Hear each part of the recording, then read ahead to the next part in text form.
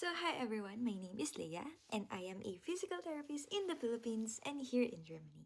So sino nga po pala kaming mga physical therapists? So kami pong mga physical therapists ay hindi po kami manghihilot at hindi rin po kami masahista. Kami po ay nag-aral ng 5 years sa university, 4 years na bachelor's and almost 1 year na internship. And then after na gumraduate, may board exam pa po. So ayun. So, ang pinakatrabaho po ng mga physical therapies or physical medicine and rehabilitation is ibalik sa dating pamumuhay yung tao or process siya na tulungan yung tao na maibalik siya sa dating niyang pamumuhay. Paano po yun? For example, sa mga stroke patient, ang mga stroke patient po ay merong hemiparesis or nanghina or meron silang muscle weakness sa other side ng kanilang katawan.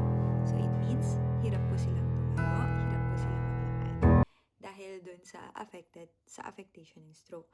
So ang gagawin ng mga physical therapies is i-assess po nila yung pasyente, kukuha ng medical history, gagawa ng assessment, and then titignan nila kung ano yung best exercise na pwedeng gawin ng pasyente or pwedeng ipagawa sa pasyente para mabilis pong makarecover at ma-prevent pa ang lalong pag-progress ng kanyang karamdaman.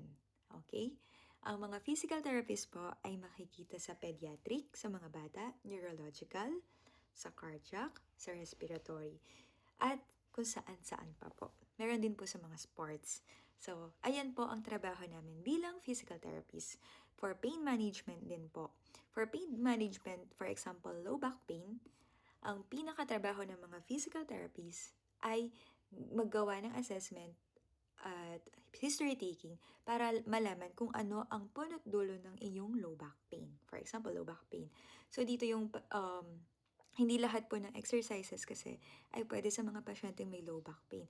May exercises na lalong magti-trigger yung pain mo at may exercises at merong tamang exercises na dapat mong gawin para hindi mag-progress yung pain mo at para ma-prevent palalo siya. So, ayun lang. I hope it helps. Thank you, Jun.